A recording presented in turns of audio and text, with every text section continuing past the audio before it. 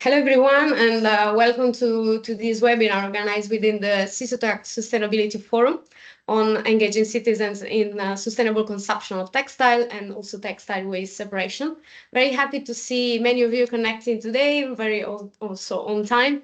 Very happy to already have the speakers connected today for these two sessions. I will explain you in a bit the agenda. But just to say a few words that I'm Serena. I will be hosting this webinar today, so I will be with you, moderating and interacting a bit through the chat as well.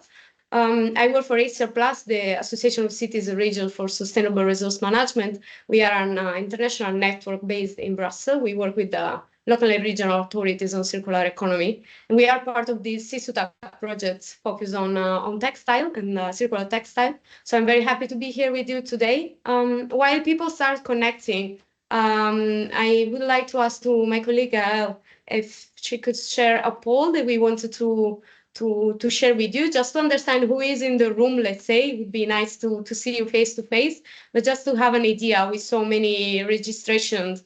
And it was quite interesting because it was quite mixed, the kind of people, let's say, that joined the register.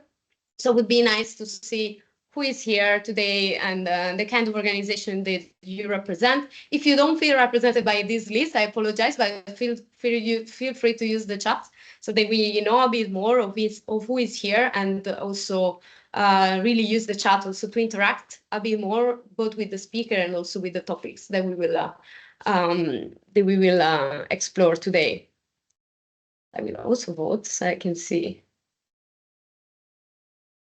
So yeah, I see it's quite interesting mix. We saw also in the registration there were many university research institutes, so it's nice to see. Many people are also joining at the moment, so we just wanted to start, let's say, getting an idea of who is in the room. So I see also some private companies. Okay. So since I don't want to take too much time, I will also just jump into the let's say the core of today. So maybe we could move to the second slide. Just to inform you that this webinar it's basically crossing the roads of these two different webinar series. One is organized by the CISUTAC sustainability by the CISUTAC project, is this sustainability forum that will gather different episodes on textile, really focus on textile and on behavioral change. And there will be basically many experts related to the CISUTAC project presenting their activities and also some, providing some solution as well. So I really encourage you to follow CISUTAC and to have also contact actually Lisbeth, that she will write in the chat. She will be here today. She's the one managing the All Sustainability Forum for CISUTAC. So in case you are interested as a member of CISUTAC and you are here today, feel free also to contact her if you want to organize an episode. There will be more episodes that will be available very soon. And then also the second series that is this webinar is crossing is the ACR Plus Circular Lifestyle web series. We already had two episodes, I think, and it's really connecting different projects, different experts related to behavioral change and the whole world of behavior. So this the topic of textile is just one of those topics that we are going to investigate during the series. So I really encourage you to have a look at it. Then I think we can move to the following slides.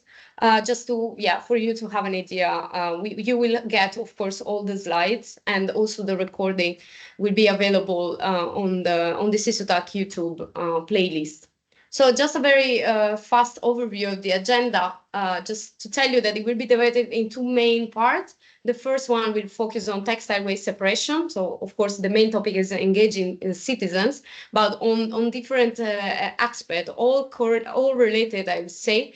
But the first part will be on textile waste separation, and the second part on sustainable consumption in general. We have very good experts, so I'm very happy, and I don't want to steal too much time.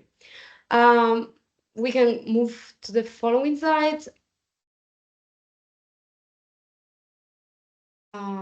Yeah, just to give you a bit of background, I will not go through the following slide, but just you will have them, and you have also the links. Just to say that this episode today, it's really much related, especially yeah, actually both of the session, they are really much connected to the guidelines for local embedding and link with CISURI that was published by ESER Plus through the CISUTAC project, and we defined some key recommendations for local and regional authorities for embedding textile, circular textile in their local practices. And there are recommendations on three main focus. And today, actually, we will go through two of them. First on textile waste collection and following on sustainable textile consumption partners. So I will just leave you the slides so that you can have a look at these guidelines. Of course, always feel free to get in contact with us. I think yes, this is all I wanted to say. I already said that you will get. We will of course provide all the presentation to you, and also the recording will be available. So without taking too much time, I would like to already jump into the first speaker. That is my dear colleague Jean-Benoit Bell from ESER Plus. I invited him because he was, first of all, really a good support in also developing the CISUTAC guidelines, but also he's an expert on waste collection, and he worked a lot for ESER Plus and also in the past on citizens engagement, and also on how what's the role of local authorities really in engaging citizens on for a better textile or in general waste separation. So I would leave the floor to Jean-Benoit so that you can share your screen. Sure. Thanks, Serena. I hope you can see my screen. Yes. Okay, perfect. Yes, so I was asked to talk about the role of local and regional authorities in engaging citizens in textile waste collection. I will go a bit beyond this scope because it's not about collection, but yeah, the finding of this presentation is mostly based on a study we did several years ago, commissioned by one of our members to prepare for the sorting obligation. And we tried to map and understand what was the status of used textile collection management, and to find some recommendations for cities and regions to better organize this management. Yes. Maybe as a start to give you a picture of how local use textile management is organized in Europe. It's not the best documented fraction textile, like there's many different systems. There's hardly any good and consistent data. So it's difficult to get a very precise picture of how it's organized. But even though most studies have been done since the study we did, in many territories, and I think it's still the case, the focus is more on reusable textile management, social economic companies, meaning that this is a bit managed outside of the municipal waste service by different players. And the main focus is reuse because this is where the value is and where you can get a sort of business model of textile waste management. But you can find as many different systems out there, cities in Europe. So in some places, all textile waste are collected. Sometimes the municipalities are actually handling it. Sometimes it's private collectors. Sometimes it's a mix. Sometimes there's different systems in parallel, like some for reusable textiles, some for textile waste.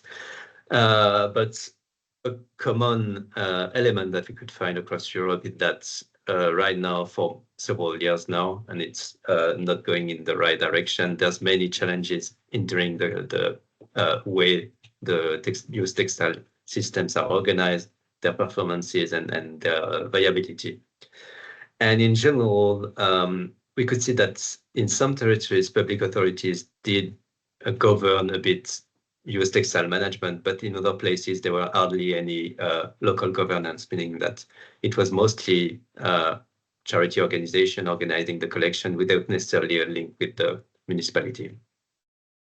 When it comes to the role of local authorities for used textile management, it's kind of different from one place to another, depending on the framework, but also on the willingness of local authorities to do something.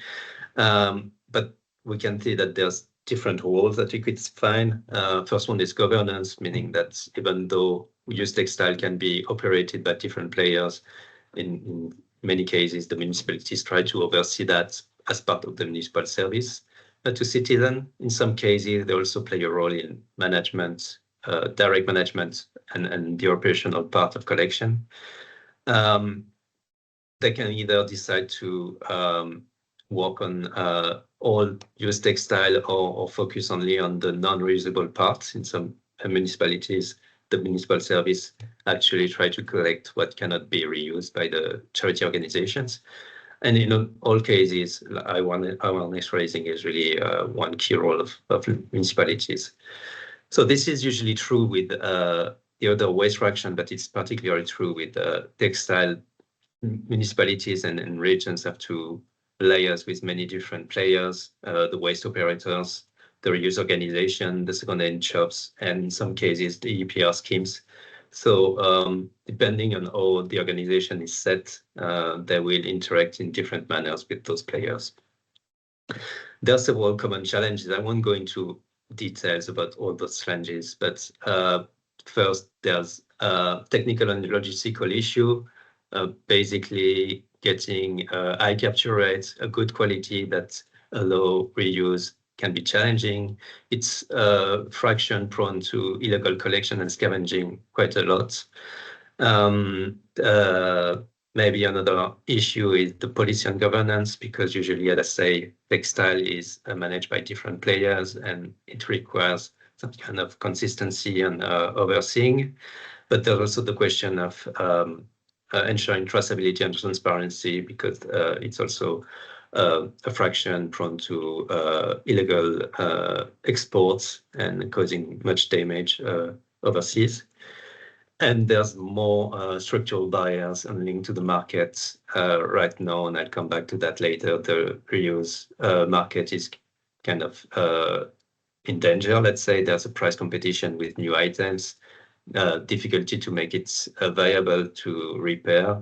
The quality of textile that are collected are decreasing, and there's more and more quantities, making it difficult to make used textile waste management system viable. And all those challenges are interconnected. Also, something that is good to have in mind is that there's a bit more complexity. If you look at the top right of the figures, you can see that the evolution of the world fiber production between 1980 and 2025. And as you can see, most of the fibers have been constantly, like the production is constant, but polyester fibers, meaning that the explosion of textiles across the world is also an explosion of plastic textile, and there's a strong connection with plastic pollution. Another difficulty that in some cases, like in most cases, waste are discarded when the user don't have a use for it, but for textile, it's a bit more subtle than that.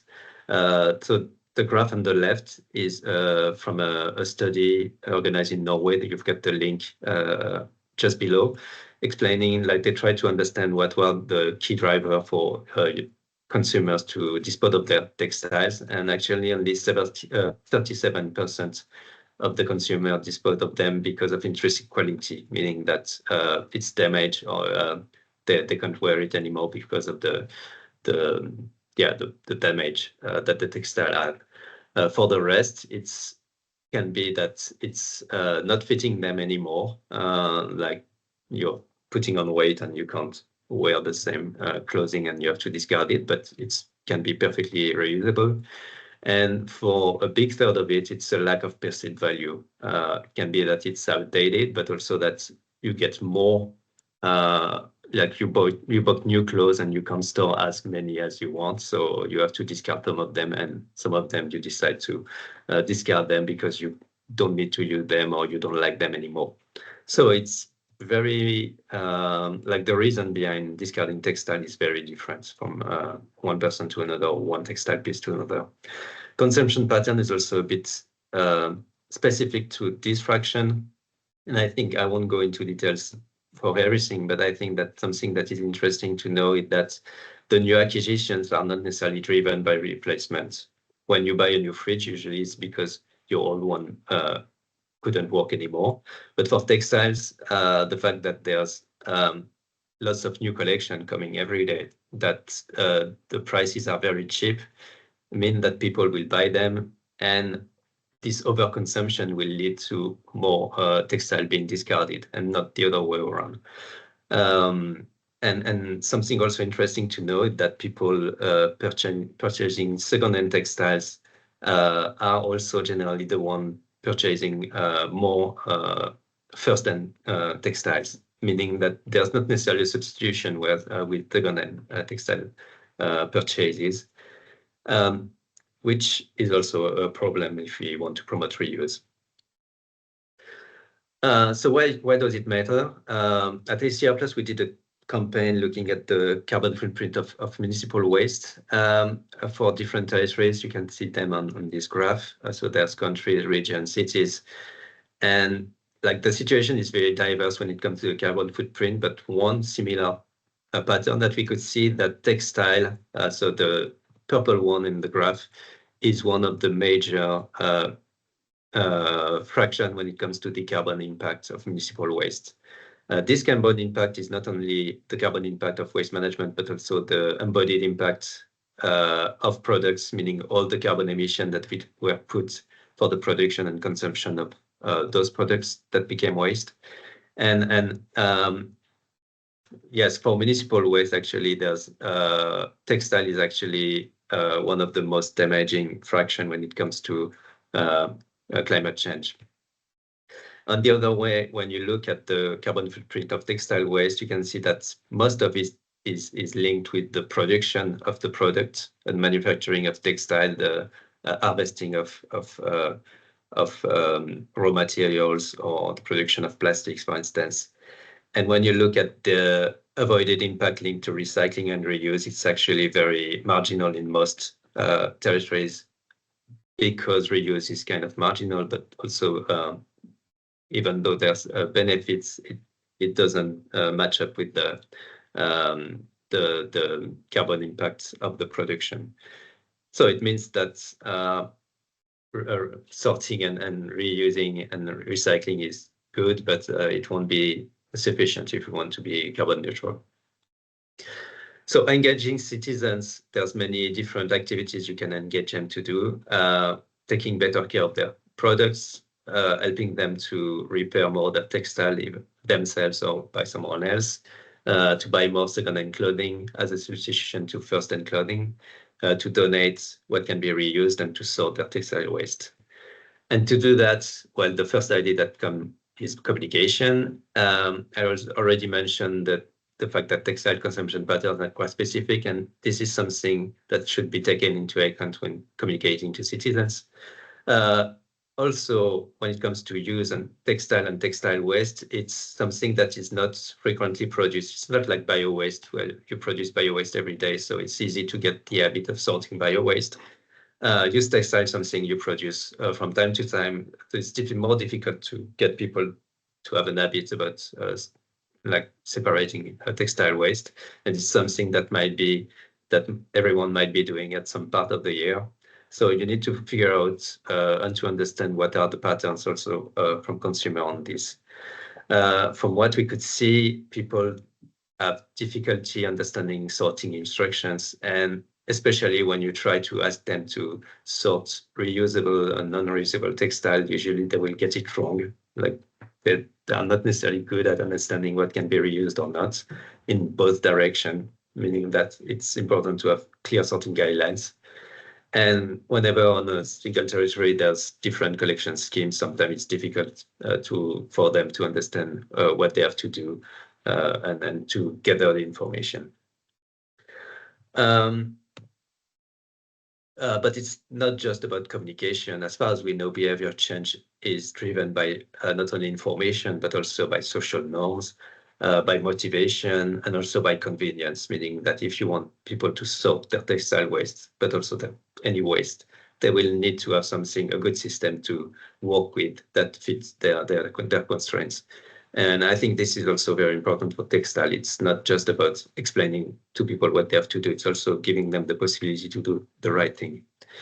So how to enable the right framework? There are different categories. Maybe I will go quickly on the promotion of repair and product care, because I think it will be addressed in the second panel.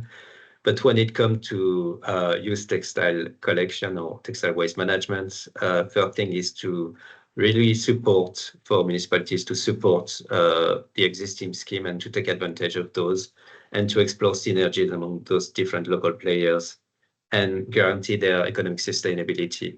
If we consider that those actors are also playing a role in the municipal waste service, then their effort should be also rewarded, possibly by the municipalities. It's also about making sure that people get access to the right service, so finding collection modes that match their constraints, collection modes that have a certain level of quality, meaning that if it's textile bank, they should be available, they should be well operating, and people are really striving to have transparency when it comes to waste management, meaning that they want to know that what they do when they bring their textile is benefiting to, let's say, social economy. It's not exported and put in illegal landfill abroad. Something that is also very important is the consistency and clarity of information. So it can be enforcing a common visual identity or common sorting guidelines among the different operators. And maybe two very quick good practices that we could find in Rotterdam. The municipality decided to organize directly textile waste collection and leave the sorting, trading, and processing to local charity organization. So the idea is that each player is doing what he knows best, and this is an example of good collaboration between a charity organization and municipality. Another is very famous, I think, for textile waste management. It's in Antwerp, where the municipality issued a tender for which different local organizations joined forth under the same kind of brand called the Codexi. And this ensure a sort of consistency for citizens and make it much more easy to understand how to deal with their textile waste. Also, this example of Antwerp, I was talking about convenience. This might be a bit hard to read. It's in the reports and I mentioned in more details, but they kind of change a bit the strategy for collection modes, phasing out progressively textile banks that were not giving good results also in terms of quality, and promoting more collection in shops, in second-hand shops, and collection in door-to-door that were giving more better performances. And this enabled the increase of capture rates, but also of quality. So yeah, for a big city like Antwerp, I think finding and enforcing the right collection modes for citizens is really important. Maybe to end this presentation, I was mentioning the context that is not favorable, and I want to dedicate the last minute of my presentation to say that municipalities, cities and regions can do their part on textile waste, but we also need to address the more general unfavorable framework. So right now there's an increase of low quality plastic bag textile that is leading to more consumption and more waste. And right now in many countries, the reuse sector is in jeopardy because more quantities means higher operational costs, but lower quality means lower revenues. The second-hand market is a bit collapsing. There's a fierce competition because second-hand and the cheap ultra-fast fashion products. So we are at the risk of having the reuse sector collapse. And on the other hand, there's no good alternative. Right now, recycling of textile is really more downcycling. It does not yield much benefits, either environmental or economical. And high quality recycling is in the process of being developed, but it's not there yet. So yeah, we need to find another solution in the meantime. So there's a need for traditional instruments, the EPR system to support the transition and pay for the support of the existing system and before textile waste can bring some more revenues. But we also need to have stronger provision against ultra-fast fashion, about the decreasing quality, but the lack of eco-design, and especially to try to cut down the the flow of more and more product coming and leading to more and more waste. And I think I will end my presentation now, but I will be here if you have any question. Just 2 links. On the right, it's the report that Serena already shared. On the left, it's a report we published 2 years ago about some recommendations and good practices, mostly for local and regional authorities and use textile management, in which you can find some inspiration for you to work on. Thanks for your attention, and yeah, happy to get your questions. Thanks a lot, Jean-Benoit. Yeah, as he mentioned, please feel free to use the chat to ask your question. In case we need some clarification, we will also open your microphone and camera if you wish. In the meanwhile, maybe Sandra, you can start sharing your screen.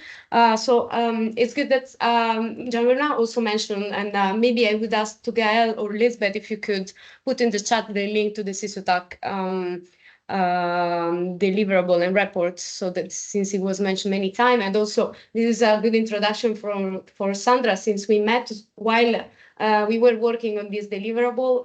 We were searching for good practices, and we found out about Gothenburg also through Jean-Benoit. He mentioned it in his report. So we had a very interesting discussion with Sandra on the activities that they implemented in Gothenburg. So I'm very happy to have, let's say, this second presentation that it's really like really going to the practice after this great overview that Jean-Benoit gave. So Sandra Alm is here with us today representing the Gothenburg city. So I will leave you the floor, and thanks for being here. Thank you so much. I hope you can hear me well. And yes, let us get started. So I am from the city of Gothenburg. I'm a project manager there at the waste management department of the municipality. And I have been working with the textile issue. And so I will, in this presentation, take you through a very quick time machine of how we went from pilot studies with collection in apartment high rises and to where we are now. So this is the timeline that I will speed you through. We have the first pilot project that was already over 10 years ago in 2014, 2015. And then we had a second pilot project, which was 2016 to 2018. And then I will briefly also mention what happened after that and where are we now. So the first pilot in 2014, and thank you for the good presentation here in the beginning, which really highlighted the difficulties in navigating textile as a waste fraction. Until 2025, so just this new year's, textile was waste, not waste, difficult to say. And what we saw in 2014 was that there were non-profit organizations, second-hand actors, which were starting to communicate to the citizens that they could leave textiles to their collection, regardless of quality, so to speak. So even if it's broken, they were open to receiving that. And what we thought at the time is that this clearly merges into textile waste collection. So this becomes waste management, and specifically it becomes municipal waste management if they also accept broken textile or of lower quality, not intuitively used for reuse. It was also mentioned in the previous presentation, and I will get back to that, the difficulty of subjectability within textiles or reuse. So one man's trash is another man's treasure and so forth, which was the logical explanation to why the second-hand actors wanted to collect regardless of quality. So we started a pilot with them where we agreed that they were allowed to collect both broken and reusable textile in one flow in apartment buildings or close to apartment buildings. And we tried that for the first round, 2014 to 2015, and it was very successful. But we wanted to try it in a different way to get a higher quality in the collection and also more intuitive collection. As mentioned, textile fiber is very vulnerable to contamination and is already at high risk of contamination. So in the second pilot, 2015 to 2016, 2016 to 2018, I apologize, we moved the pilot inside, so into laundry rooms in regular bins, but with a locked lid. So there wouldn't be a lot of rummaging through to steal the best things, and with a small hole in the bin lid. What we saw in that mixed stream when it moved inside is that the quality, although mixed, was very high. So a high quality of reusable as well.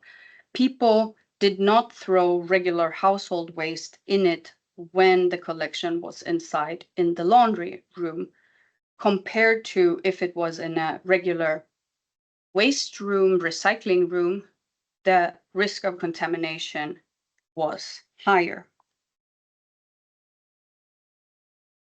After those both pilot projects, what happened was that we wrote collaboration agreements with 3 actors.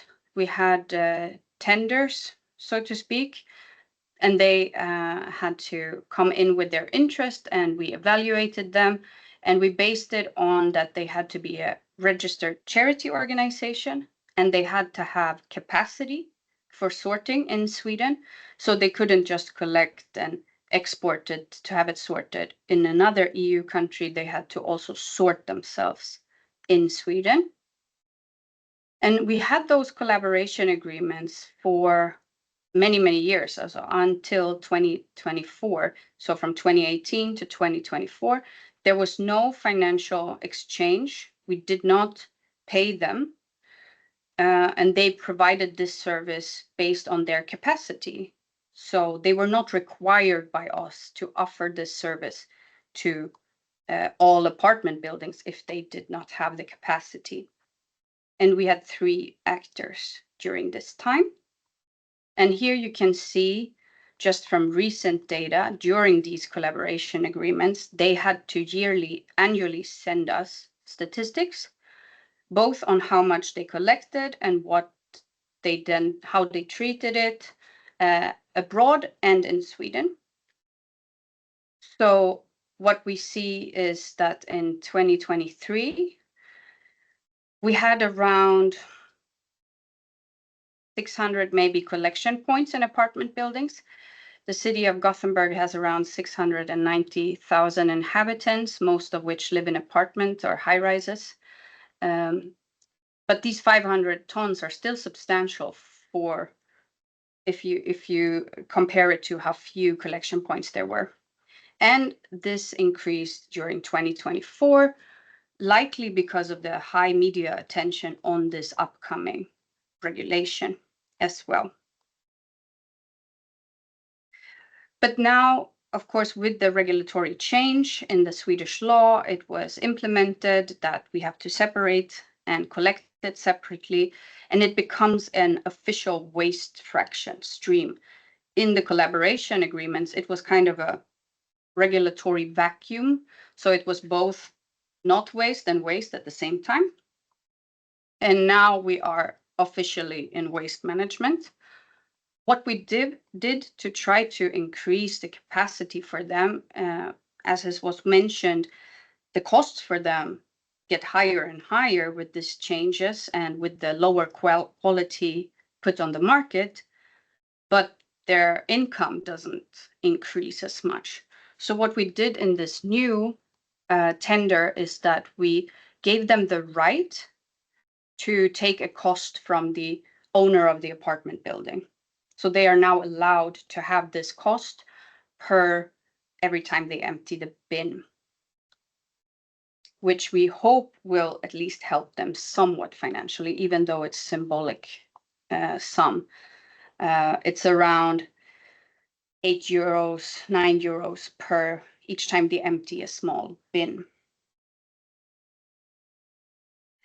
And what we have learned is that a single stream collection with non-profit organization is beneficial for the municipality as well as for these actors. They have the infrastructure. They have a decades-long profession here. They have the competences on what to do with textile. They are not perhaps the most efficient in terms of collecting, because that is not their main business of driving around people and collecting waste. But they have a system that works for this type of collection, whereas the municipality usually just has big waste management trucks, so not good for textile waste collection. We have also seen that this is a very sought after service. Now, in where we are currently, a lot of owners of apartment buildings do want to have this service because it's closer, so easier for the citizens. But we cannot require these actors to do that because there's just not enough capacity, and we do not pay them enough to build that capacity. Also because we are waiting for the EPR to see what will happen there. So I will stop now, and if you have some question, I will still be here in the webinar. Thank you. Thanks a lot, Sandra. I already see a question actually for you. So if the tons decrease once you brought the textile banks from outside to inside, as far as I understood, they have never been on the street. I don't know if this is what the question means, but I will let it to you if you want to clarify on this. If I understand the question correctly, these actors did also have collection banks. So what we would normally see in most European cities, some bin where it's for donation. Both the actors that we had these agreements with, but also other actors, including their shops where they still got gifts. Mm-hmm. We did never get any critique that the other actors who only collect gifts for reuse said that they saw a decrease in gifts for them, because the volume on the market and in society is just so high that this was just a complementary, basically, collection. Otherwise, perhaps it would have been in the residual bin. Thanks a lot. So, yeah, in case, yeah, exactly. Thanks, Gail. In case you want to clarify more your question, feel free to let us know so that we can also open your microphone or you add insight in the chat. I don't know if there are more questions or also comments. They don't have to be questions. Of course, they could be also comments on what you heard, but just to remind you that these cases of Gothenburg has been well explained as well in the CISUTAC deliverable. So you can find, you can always use this opportunity. Also later we will have a Q&A. So in case you have a question also for our partners or our speakers, feel free.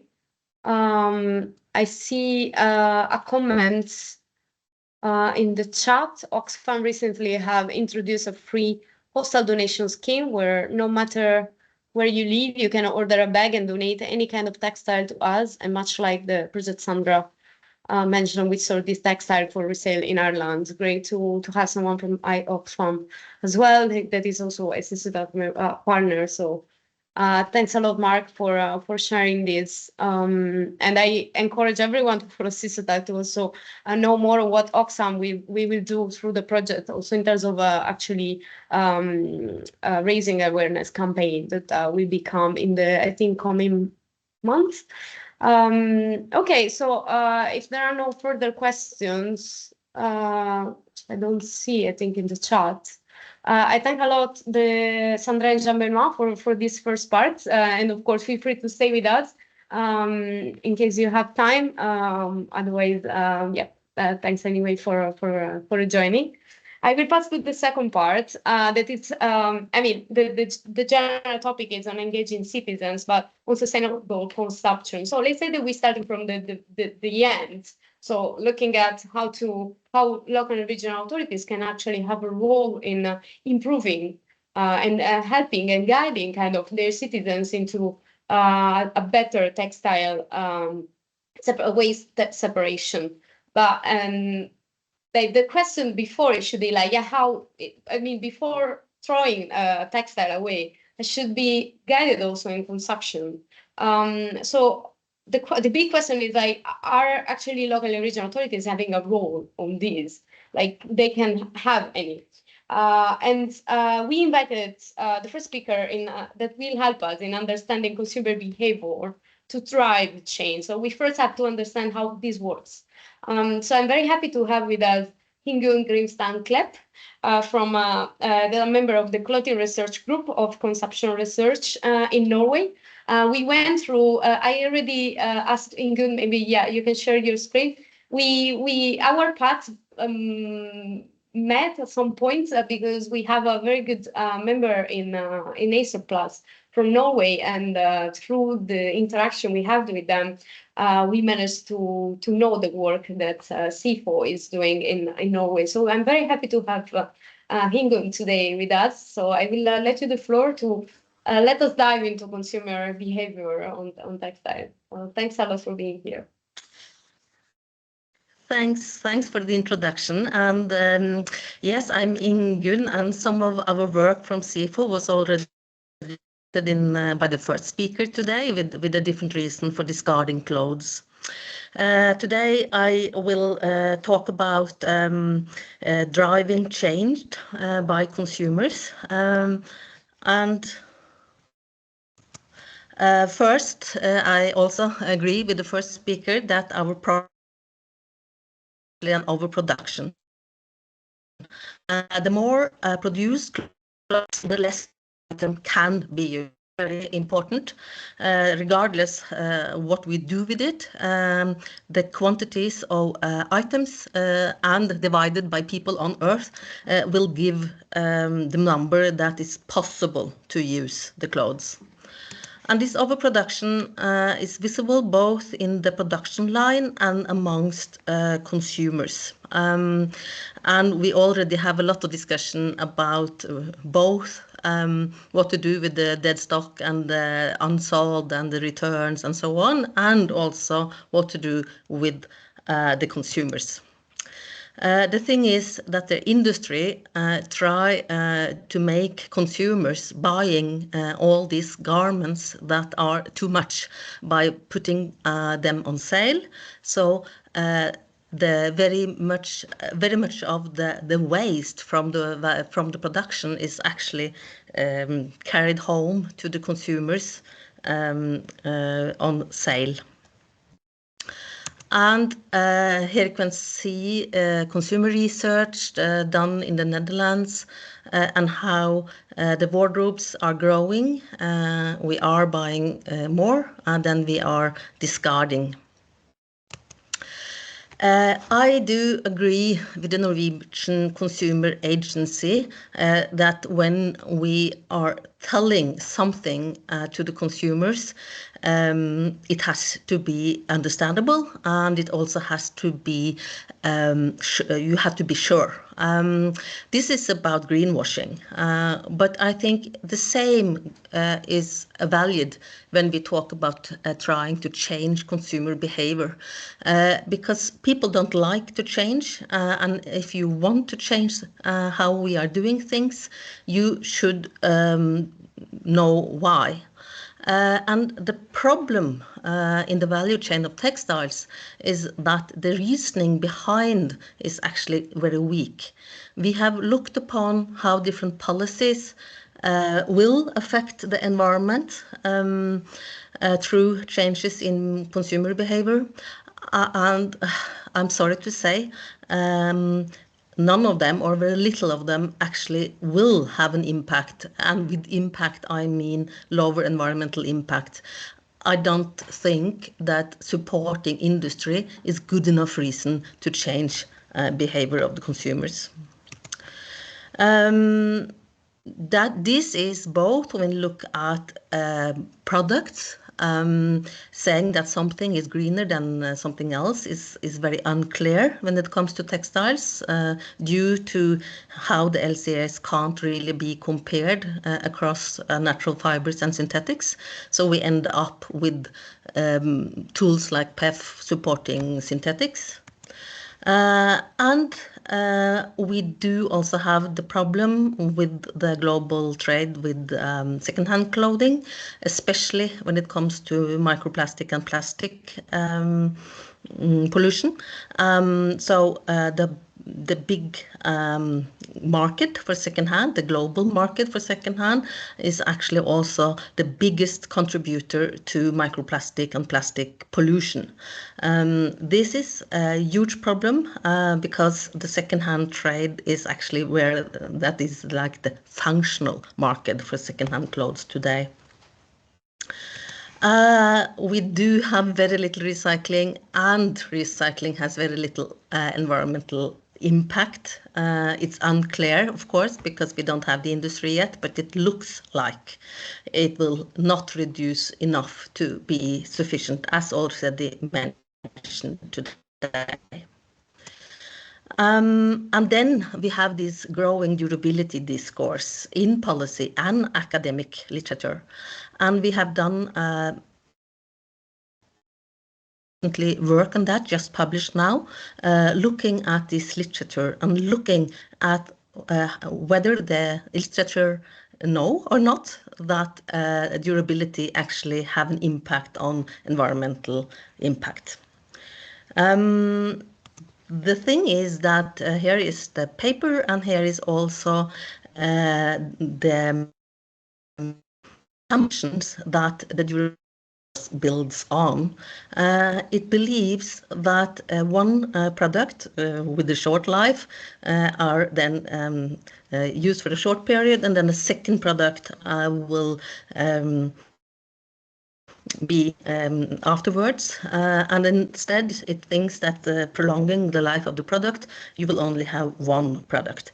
The thing is that this is a theory, and this theory hasn't been much researched. It builds on these two assumptions that purchases to buy things are driven by replay, and that production is driven by demand. And none of these assumptions are really researched. At publications, all kind of consumer goods, not only textiles, to see whether the statements about that actually support environmental impact. And of all the publications we went through, it was actually only 7 of the nearly 200 that had empirical evidence on this relationship. And the 7 with empirical evidence showed not a clear connection between durability and lowering environmental impact at all. So instead of thinking that a durable product will impact volumes, we think that the production volumes actually have an impact on durability.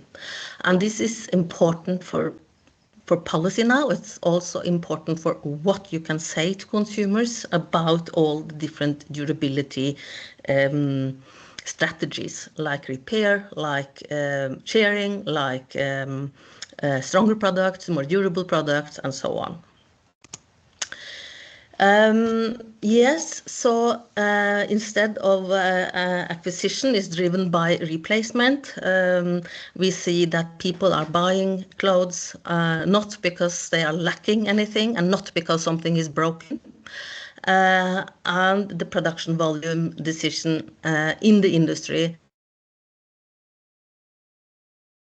on the demand, but on a wish to grow as an industry. And if it hadn't been like this, we wouldn't have all the overproduction in the production system. Ingun, So could I the ask you maybe to switch off the camera, because I have the feeling that we are missing some words sometimes. So maybe the connection will be a bit better if you switch off. Yeah. Yeah. Thanks. Yeah. So it's better now. Yeah, Okay. it's not So the whole instead time. I of, mean, we can follow, but there are some cuts yeah. sometimes. Yeah. Okay, good. Yeah. So instead of thinking that acquisition is driven by replacement, is actually not the case for clothing in affluent societies as ours. And this is the reason why we see this growth of clothes in homes and in the second-hand system, as also mentioned before. The production volumes is not this driven by demand. The industry are producing more than consumers are buying.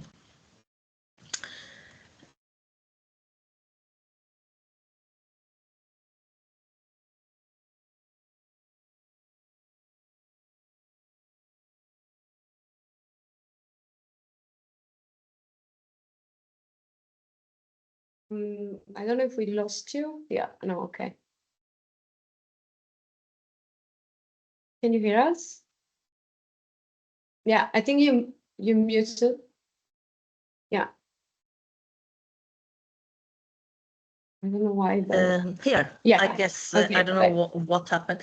Anyway, yeah. But then I will end with, I mean, on this background, I mean, that very little of the policy that are developing now actually have an solid research behind it. I think that to give advices to the citizens, to us, are very difficult. And I think that it's only a few things that we actually can say with good research. And one thing is to buy more expensive. The reason for this is that if you buy less clothing, you will have this money that you normally would use on clothing, and you can use it on something else. This is the rebound effect. So it doesn't help to buy less.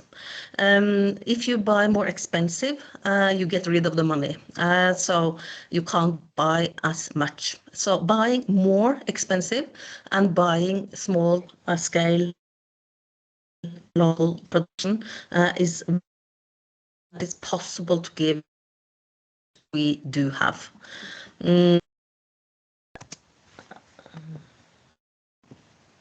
And this is also a growing field in Europe. This is an example from Norway.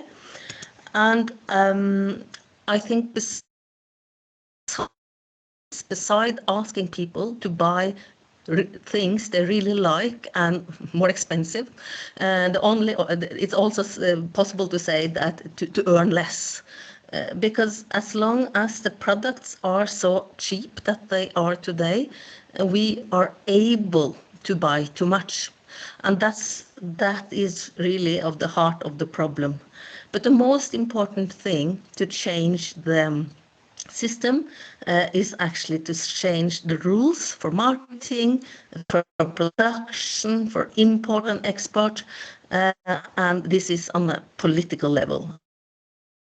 For change by consumers in the system that are so global and so confusing and with so little information as the textile value chain.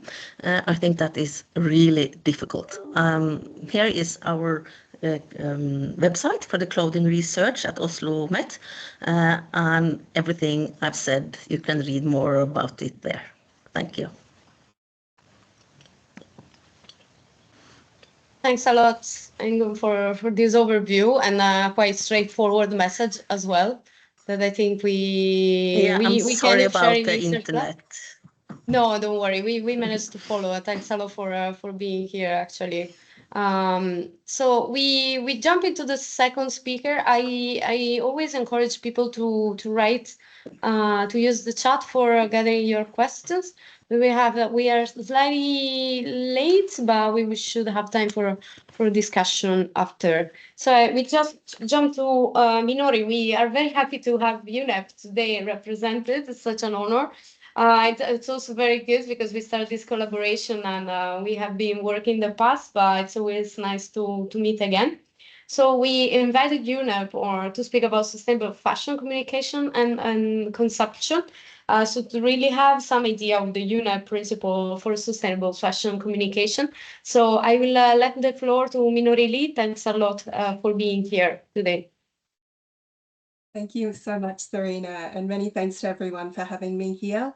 Aware of the time, so I'll be quite brief, but I'm happy to put links in the chat if you're interested in reading further. So as Serena mentioned, I'm from the United Nations Environment Programme. I'm part of our textile initiative, which encompasses and coordinates all of UNEP's work and partnerships on textiles to provide strategic leadership and encourage sector-wide collaboration to accelerate a just transition towards a sustainable and circular textile value chain. I did see a comment that it's not possible to see my presentation. I just wanted to confirm if that's the case for everyone. I do see it. I don't know if other people are experiencing the same problem. Could you maybe give me some feedbacks on the chat if someone else cannot see the presentation? Yeah. Okay, great. I see comments that it can be seen. Yeah, so yeah. In any case, I'm also happy to share the slides afterwards. So Exactly, thank you very much for confirming that. And so, so UNEP, good to see it from Australia, from back home. So UNEP has 3 priorities for our work on textiles: addressing overconsumption and overproduction, eliminating hazardous chemicals, and the systemic solution to both of these challenges, which is upscaling circular business models.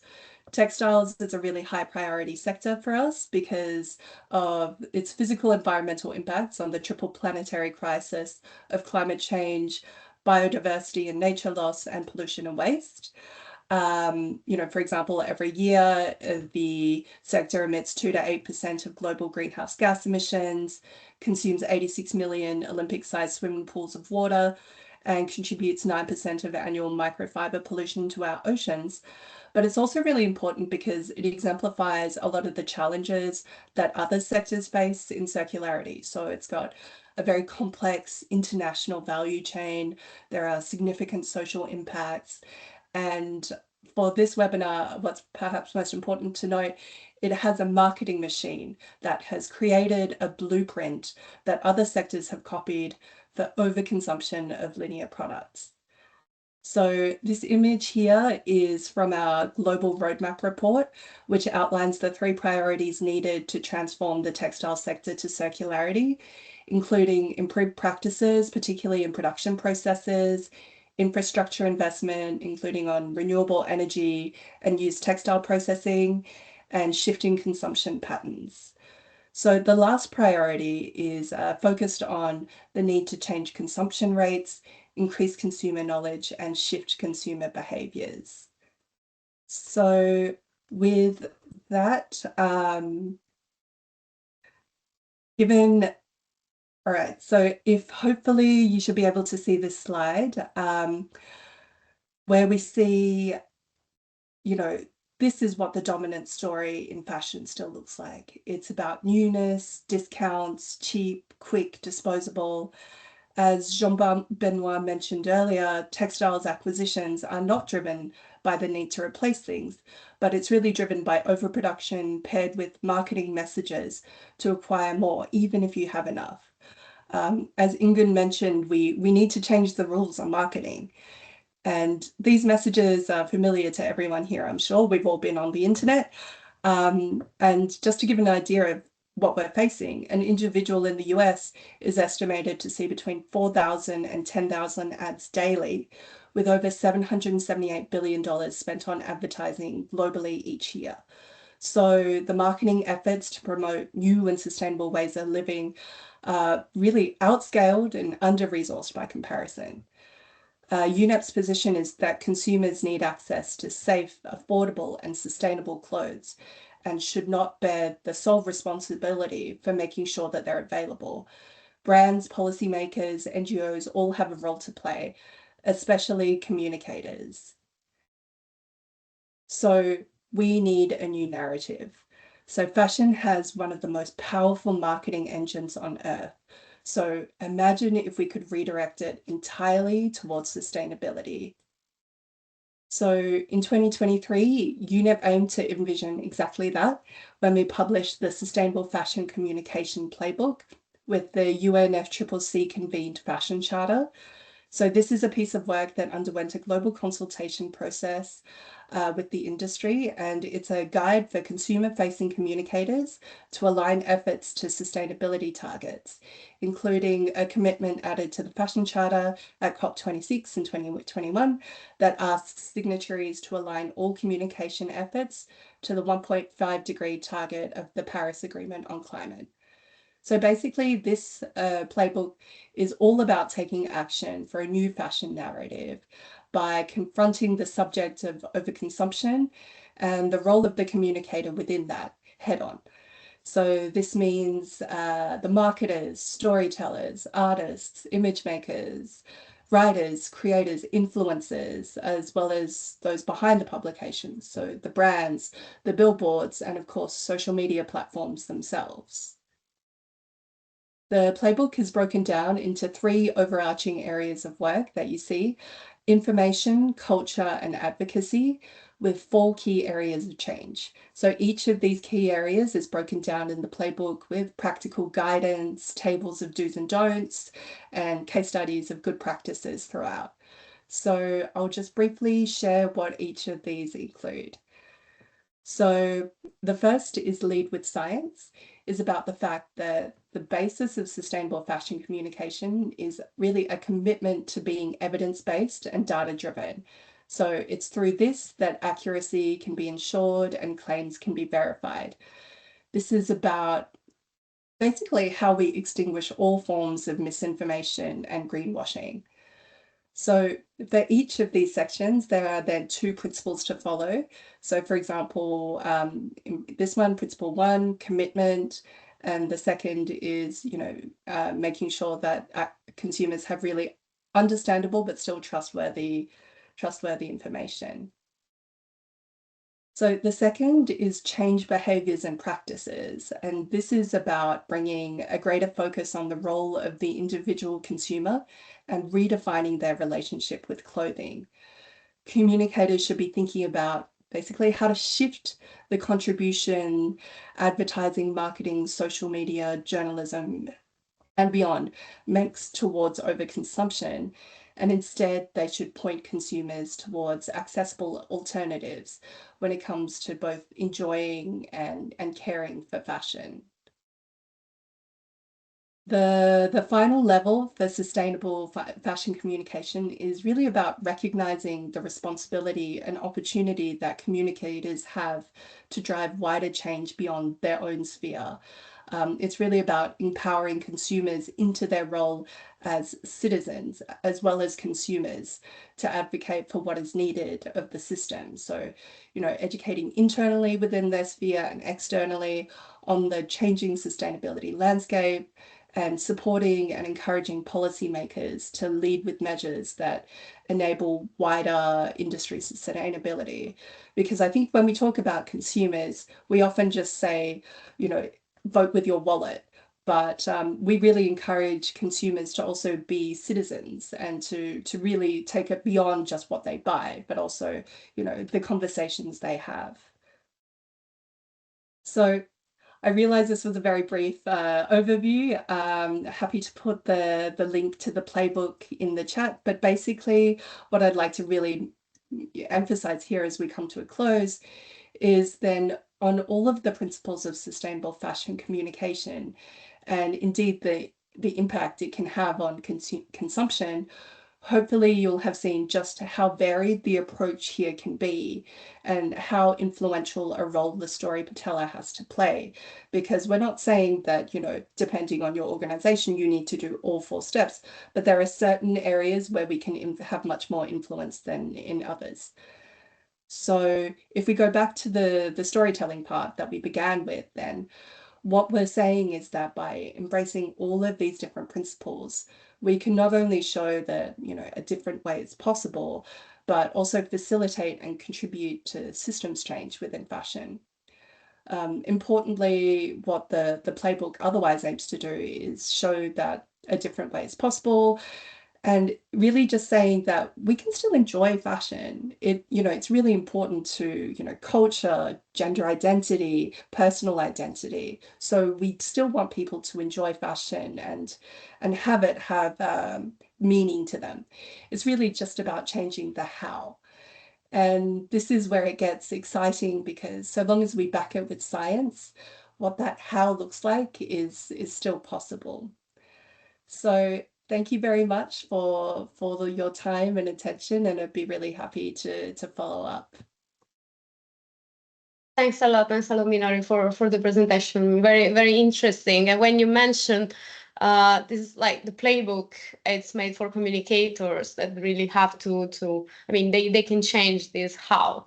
It's like we are not saying the fashion is bad, as you said. I totally agree. It's also how we express as humans, sometimes manage to express themselves, but I also think like local and regional authorities, sometimes they forget that they are communicators. They can play that role as well. So it's very good to have this sort of tool also to understand, okay, how should I communicate these messages, and having all the work you do that is science-based, so that, you know, like we should follow that. It's not something, we don't have to be so creative on that. Science is already telling us, and the data also that today were shared, I think we all share the same point of view. Like the data are saying that, so we are not just saying lies. We can start from science and then learn really how to communicate them. So really, thanks a lot for your contribution. This happy.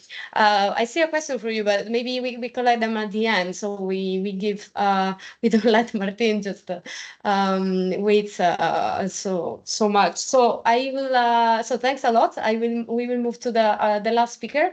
So Martin Loader from RAP, thanks a lot for being here. Acer plus Pat met RAP a long time ago. We worked not specifically with Martin, but with his colleagues on the European Week for Waste Reduction. So really focus on waste reduction, everything we mentioned today on preventing waste in order to really reduce the environmental impact that waste has. And in the past, through the maybe ask Gael to share the link of the website. In the past, we worked through the EWWR on textile, and RAP was much involved, as always. But so I invited Martin to give us a bit of an overview on how citizens can be influenced to really have a better behavior with textile. So happy to have you here. Again, everyone, feel free to share your question that we will have a moment to discuss at the end. Thanks a lot. I give you the floor. Thank you very much. Can you give me a thumbs up if you can see the slides? Okay. Yes. Great. Hello, everybody. First of all, just a big plug to the fashion playbook, the one speaker that just went before me. I've read it through, I've used it, I've referenced it. I think it's a really good resource. So yeah, I work for RAP. RAP is a global environmental action NGO that transforms the product and food systems to create circular living. We essentially examine sustainability challenges through the lens of kind of people's day-to-day lives. And we also run the UK Textiles Pack, which is a leading voluntary initiative that supports businesses and organisations within the textile sector to transform to the circular economy. My role is behaviour change. I am a behaviour change specialist. Call them consumers, citizens, friends, enemies, whatever you like, people. That sits in my wheelhouse, and that's my day-to-day. The UK Climate Change Committee says that if we want to reach the targets for net zero, that 66% of those emissions will come from society and behaviour change. So that's more than just technological advances. That's actually engaging with people to change the way they behave, if it's buying, selling, whatever that might be. So I'm going to talk to you a little bit in my 10 minutes. I've got two parts. The first part, I'm going to talk around the myths around influencing people. And then I'm also going to talk to you a little bit about circular living segmentation. But first, I just wanted to share our theory of change at WRAP. You'll see on the right there, there's three big circles: policy, partners, and people. Now, our theory of change demonstrates that to create system change and to change behaviour, it requires these three levers all to be pulled in different levels. The climate crisis requires us to change behaviour, and changing behaviour is really challenging. And we can encourage people to make better choices, to engage with the new system, but ultimately it requires levers of policy, partners, and people all working together and pulling in the right direction. So I thought I would share three big myths, common myths that we hear, and bust them with some truths. So how to influence behaviour. First one, information alone drives change. The reality is that's not quite true. Knowledge is essential, but not the only factor. I'm sure that everyone with kids will understand telling your child to do something isn't necessarily going to result in them doing it. There's many other factors at play. There is also ease and motivation. So ease, making something as easy as possible for someone to act, removing barriers. In the example of textile collections, if your local authority doesn't collect your waste from your house, it's suddenly very difficult to get rid of your clothing. Equally, if you don't own a car and you can't put all of your used textiles and drive it to a bring bank, again, that's challenging. So just articulating there that information alone, while it is important, it's not the only factor. Myth number two, people are always at the heart of system design. The reality is often the end user isn't prioritized in the system, but they definitely should be. The image on the right, I've stolen from the internet somewhere. I wanted to kind of depict it in an image. So on the right, you can see a path, and perhaps a town planner or a park planner has created this lovely swirling park that people will slowly walk through and enjoy the views, maybe as they go to their lecture or to their office, for example. But you can see from erosion that actually what people are actually doing is just walking straight through because maybe they want to get their lunch or they're late for lessons or whatever it might be. And so it's just an example that the end user who was using the park wasn't really put at the heart of the design of the park. And all the systems that we operate can be exactly the same, just like the textile collections that were spoken about earlier and I referenced to a minute ago. In the UK, an example of this is organ donation. They've made it now where I live in Wales that it's the default, so you have to opt out to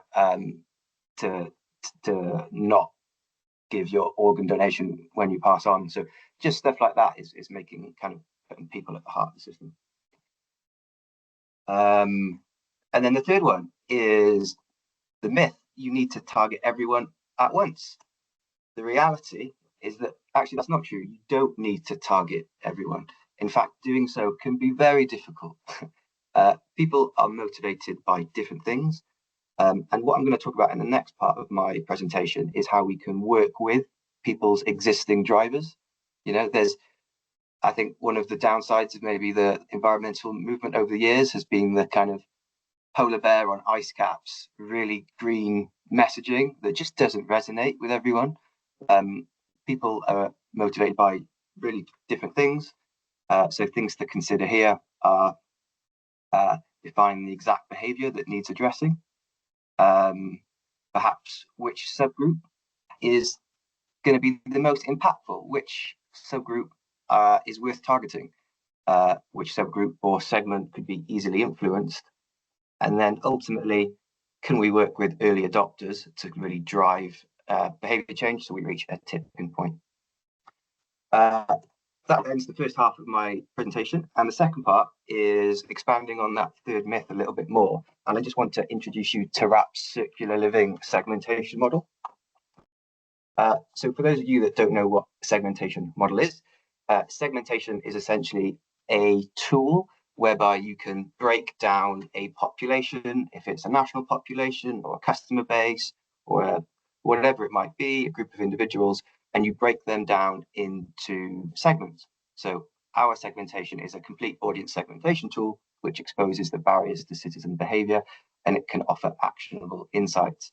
Now, it could be that you want to instigate circular business models, you want to create interventions or campaigns or launch policies, whatever it might be. Segmenting your audience and understanding who they are can be really beneficial.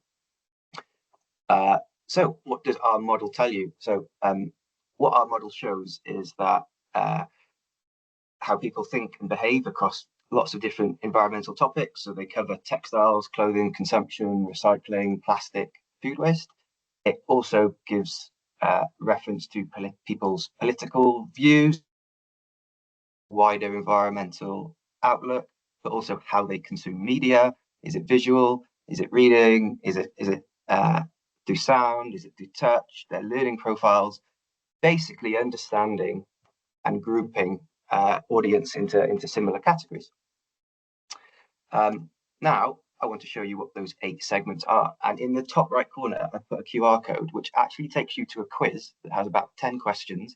And if you go through the quiz, it will give you an indication as to what segment you might fall into. So while this was applied to the UK market, it can also be replicated in other markets. So on the right, you can see the names of our 8 segments. I'm going to go through them now briefly with you. So the first step, we have segment 1, why they get the why, but not always the how. You can see in that image there that they generally think green. You know, they understand green issues, but they're also big consumers. Next up, we've got a typically environmental focused segment. Give the planet a chance, green and acting on it. You can see there they use refill water bottles, they buy organic food, they recycle. Number 3, pressure providers. Often this falls to be kind of young parents, people that are perhaps time and financially poor, would like to do more green behaviours, but ultimately probably have constraints that stop them from doing it. Number 4 is our strong and silent type. I won't go through everyone exactly. Number 5, these people think of issues on quite a hyper-local level.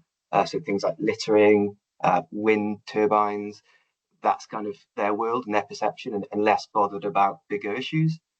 Then segment 6, quite disengaged, won't connect with global issues.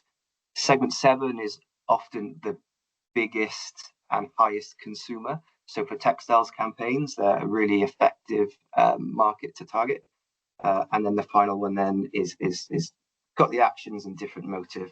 So their values, they don't necessarily believe in climate change, but they're already acting sustainably. And so please take the quiz. You can have some fun, work out which segment you might fall into.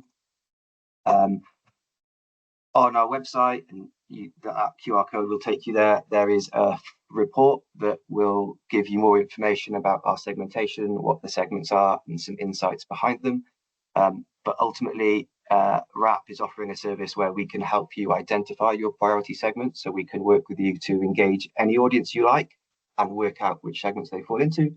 But also we can work with you to create consumer behaviour change strategies. So using those insights to drive forward an action. Maybe it's kind of increase uptake of a take back scheme. Is it increase rental? Whatever it might be, we can work together to do that.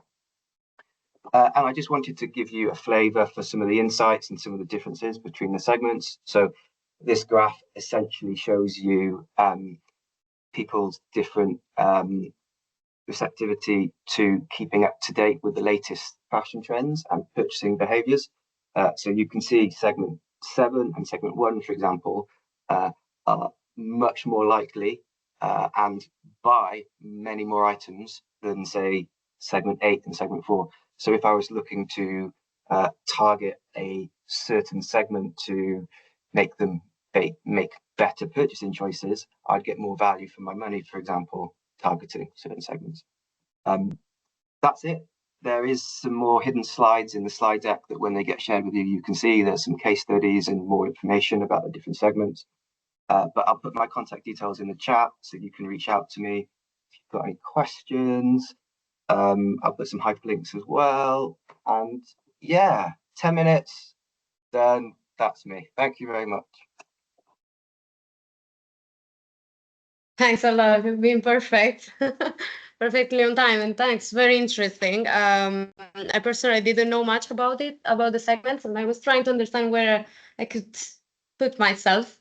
Not really easy, maybe, to put myself in one segment. Maybe I'll be a little bit more spread, but I will do the test and let you know the result. So yes, I definitely encourage everyone to try it, and also to get in contact with definitely with Martin and Rap, and to check more their activities. I didn't check much I was here just enjoying this webinar, so I'm very happy. I hope you also enjoyed it. I didn't check if there were actually questions. I saw the Minori, yeah, replied already to directly on the chat, so that's good. And you have also all the links. So yeah, I mean, we have 10 minutes, so this is really a moment open for question or inputs as well. In the meanwhile, of course, I will just repeat to everyone that this session has been recorded and will be shared both by Acer Plus, but it will be also available on the CISUTAC website, where within the Sustainability Forum, more episodes will be uploaded as well. And also through the Circular Lifestyle web series of Acer Plus, there are more topics that will be discussed, also related to circular, in general, to circular lifestyle, but in different topics, not just on textile. So I definitely encourage everyone to have a look at them. And you will also get all the presentations thanks to our speakers that agree with that. So yeah, I don't know. I don't see more questions. So I'm also a person that don't want to keep people if they have something else to do. Okay. Is there much being done in EU, UK to embed circularity into the education curriculum? On that, I think it's for Martin. I don't know if you have an idea on this. Yeah. I don't know if you see the. But I guess I guess I don't know, Ben, if you're referring to circularity in general or related to textile, because there are many answers coming to my mind on different maybe topic related to circularity. I could reply to this or both. Yeah. So I don't know, Martini, if you have a feedback on textile. Do you know what? I don't know the answer to the question. I think in terms of behaviour change as well, I am not aware of much that's in place. I think it's super important. So if I find anything, I'll share it with the group. I can also say this. I'm not an expert on this, but I have a colleague that I don't know if is connected, but I'm not sure because he had another meeting. But he is working for Acer Plus on yeah. I see Minori. Feel free to jump in. He's working on behavior change on circular economy for Acer Plus. So he might have also some resources to share. So I will ask to him, and then if you want to leave your email, I can forward it to you. Minori, you have some insights on this. Yes, Serena, if I could just jump in. Thank you, Ben, for your question. Perhaps just to note, for our Sustainable Fashion Communication Playbook, we actually have a toolkit for educators on how to do exactly that, how to embed circularity into university curriculum, particularly around fashion marketing. And so while I can't speak to policies in the EU and the UK, we have seen a really significant demand from EU and UK universities. We have over 116 universities to date who've requested the toolkit, and I don't have numbers, but I think already for the next academic year, we have over 30 that have committed to integrating it into curriculum. So it's definitely, there's a demand, particularly from students, and yeah, hopefully we'll see it, yeah, further scale.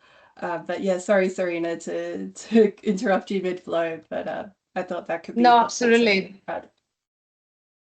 No, thanks a lot for jumping in. From the EU perspective, I can definitely share that in terms of education, there are many programs in terms of EU funded as well, EU funds as well, that are really targeting education for embedding, I mean, really supporting circularity. For my side, for example, I work on constructions quite a lot, and I see this, they say, change being definitely applied into the educational curriculum in architecture, universities, for example, in departments. The whole idea also related to, for example, to textile of the eco design is being embedded. I would say, I wouldn't say maybe through the EU funds, but definitely there are very, very key programs that are supporting university, for example, to get funds to then even investigate on how really to engage their students and how to change the traditional way of teaching, for example, and new subjects to be included in the traditional university. Because I also understand, I mean, I didn't work in the university, but I know from partners as well on CISUTAC that the university is also quite, it could be a bit static sometimes, so it's a bit difficult to change things from inside. There are some rules, etc. So the change can be supported by this sort of program. So I don't know if this replies a bit, but I will definitely follow up on this through my colleagues. Yeah, so behavior change, in my view, to have impact should start at primary, secondary school level. Then within 10, 15 years, there would be impactful change. And this I totally agree. And I also suggest you to have a look at the, I already mentioned the European Week for Waste Reduction. We have a specific category focused on educational establishment. So there are many stakeholders that are coming from the kindergarten to the university, research institutes, etc. And they really work quite a lot on yeah, passing the message of reduction and prevention. Yeah, Minori, feel free. Thanks, Serena. And yeah, absolutely agreed on behaviour change from a very young age. So we've had discussions with the Ministry of Circularity for Scotland, and specifically on textiles. So perhaps just to add, they were really thinking about bringing back home economics classes for primary school and secondary school students, and giving out sewing kits and labelled as circularity kits. And so yeah, I think there is a conversations at the policy level for behaviour change at primary school as well. Thanks a lot. I see also that Emma shared some resources, like the Hoko School program is worldwide and is popular in the UK. Dominique also said primary schools, global village promotes citizenship, education in primary school in Ireland. Great, thanks a lot. It's nice to see some support also in replying the questions. It's good because it means the conversation also brought our minds a bit beyond what has been said and already connecting some dots. I think it is quite positive. So I don't know if there are more questions, but I also would say, yeah, we have 1 minute left, but you have all the contacts of our speakers, but in general, we will share the presentation with you so you can also digest a bit more the information that's been shared today, which were quite a lot, and we moved also a lot into the topic of behavior change related to textile and the role that local and regional authorities can play, but not only. I think we also we didn't stick to that, which is also fine. Also considering the kind of people that joined today's session. So yeah, from my side, I am very happy that I enjoyed this from my seat. I really enjoy hearing from you and all the expertise you shared today. So again, thanks a lot, and I encourage you to follow the other episode of the CISUTAC Sustainability Forum and the Circular Lifestyle web series organized by Acer Plus. So we stay in touch, everyone, and have a very good afternoon.